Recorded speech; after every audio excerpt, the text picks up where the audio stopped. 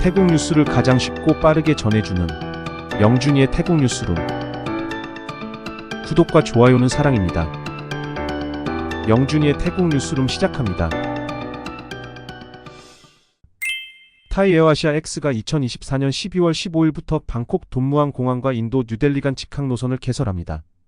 초기 주 2회 운항에서 2024년 1월 15일부터는 주 4회로 증편되며 A330 항공기로 약 4시간 소요됩니다.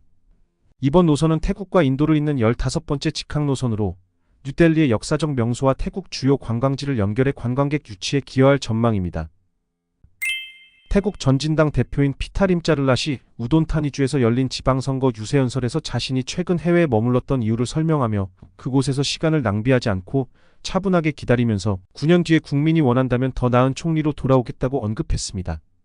연설 중 특정 인물을 직접 언급하지 않았지만 인터뷰에서는 탁신 치나왓 전 총리에 대한 간접적인 비판으로 해석될 수 있는 발언이 있었습니다. 피타는 탁신이 모든 일에 간섭하는 사람이고 역할에 대해서는 확신할 수 없다고 덧붙였습니다.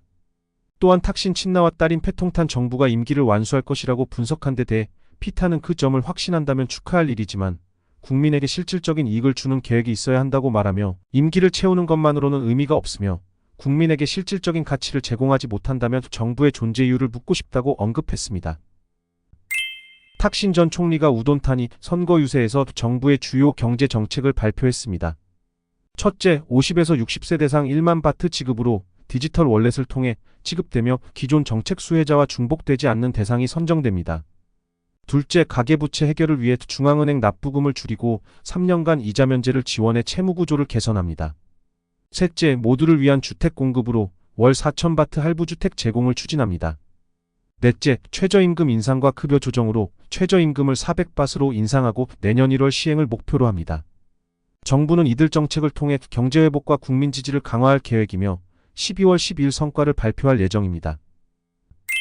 피차이 재무장관이 11월 19일부터 22일까지 중국 상하이를 방문해 투자유치 활동을 전개합니다. 이번 방문은 태국 중국 수교 50주년을 앞두고 상하이 시장 및 중국 주요 기업과 협력 강화를 목표로 합니다. 11월 21일에는 태국 중국 투자 포럼 2024가 열리며 중국 전기차, 배터리, 전자제품 등 500여 기업이 참여할 예정입니다. 피차이 부총리는 태국의 투자 잠재력과 정부 지원 정책을 소개하고 중국 주요 기업과의 개별회담을 통해 배터리 및 첨단 전자산업 중심의 투자를 유치할 계획입니다. 또한 태국과 중국 기업 간 협력 증진 및 현지 원자재 사용 비율을 높이는 방안도 논의됩니다.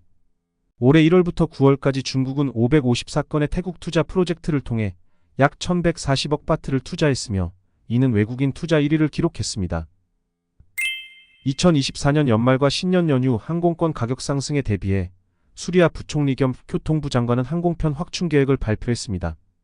현재 항공기 수는 팬데믹 이전보다 25% 적어 12월 27, 28일과 1월 1일에 수요 급증이 예상됩니다. 태국 민간항공청은 주요 항공사와 협력해 연휴 기간 247편 73,388석을 추가하고 대형 항공기를 투입해 좌석을 늘릴 예정입니다. 특별 항공권은 11월 18일부터 판매됩니다. 태국 산업연맹 회장이 현재 자동차 산업의 심각한 침체를 해결하기 위해 정부 지원이 필요하다고 밝혔습니다. 올해 9개월 동안 자동차 판매는 25% 이상 감소했으며 특히 상업용 픽업 트럭은 30에서 40% 급감해 국민의 구매력 저하 생계활동 위축을 반영하고 있습니다. 픽업 트럭은 전체 판매량의 80에서 90%가 사업용으로 사용되며 이에 따라 부품 제조업체 등 관련 산업도 타격을 입어 일부 업체는 문을 닫고 있습니다. 이러한 상황으로 자동차 산업 고용인원 60에서 70만 명이 영향을 받고 있어 정부 차원의 긴급 대책이 요구됩니다. 태국 롯부리주 동물보호소에서 약 200마리의 원숭이가 우리를 탈출해 도심을 활보하며 혼란이 발생했습니다. 낡은 철망이 원숭이들의 힘에 파손된 것이 원인이었습니다. 일부 원숭이는 경찰서까지 침입했고 경찰은 긴급히 문과 창문을 닫으며 대응했습니다. 이후 11월 17일 현재 약 60마리가 먹이에 이끌려 자발적으로 돌아왔으며 나머지 원숭이들은 보호소 주변에서 머무르고 있습니다. 보호소는 덕과 먹이를 이용해 2-3일 내 포획을 완료할 계획입니다.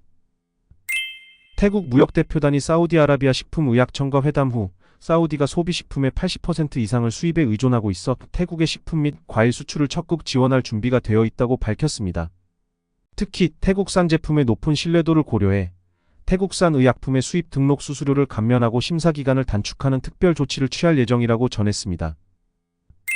디아폴 여론조사에서 태국 국민의 33.68%가 정부가 캄보디아와의 MOU 44 협상에서 국가 이익을 보호할 것이라고 신뢰하지 않는 것으로 나타났습니다. 조사는 2024년 11월 12, 13일 18세 이상 태국 국민 1,310명을 대상으로 진행되었습니다. MOU 44와 꾸썸 문제를 잘 이해한다고 답한 응답자 중 33.68%는 정부를 전혀 신뢰하지 않는다고 했으며 29.17%는 거의 신뢰하지 않는다고 응답했습니다. 한편 응답자의 41.22%는 해당 문제에 대해 더 알고 싶지 않다고 밝혔습니다. 태국 투자청 청장은 도널드 트럼프 전 대통령이 정권을 잡은 후 태국이 미국과 중국의 투자 유치에서 유리한 위치에 있다고 밝혔습니다. 미국은 우선주의 정책에도 아세안 공급망 의존이 필요하며 중국은 생산 기지를 타변화해 무역 제재를 완화하려 한다고 설명했습니다. 태국은 첨단 기술 산업인 반도체, 전기차 배터리, 데이터 센터 등에서 투자 매력도가 높으며 우수한 인프라와 친환경 에너지, 안정적인 공급망을 강점으로 합니다. 태국 투자청은 미국의 보호무역 정책 변화를 주시하며 태국이 빠르게 대응해 경쟁력을 유지해야 한다고 강조했습니다. 태국 딱주의 국경 지역에서 미얀마 로힝야족 미립국자 18명을 발견하고 검거했습니다. 이들은 말레이시아로 이동하기 위해 태국을 경유하려던 것으로 확인되었습니다. 군 정보에 따르면 로힝야 난민 약 300에서 500명이 미얀마를 탈출해 태국 국경에 집결하고 있으며 이들의 이동은 로힝야 출신 미립국 조직이 주도하고 있습니다. 이 조직은 걷기와 차량 이동을 병행해 이주민들을 말레이시아로 보내는 활동을 하는 것으로 알려졌습니다. 이상 영준이의 태국 뉴스룸을 마치겠습니다. 감사합니다.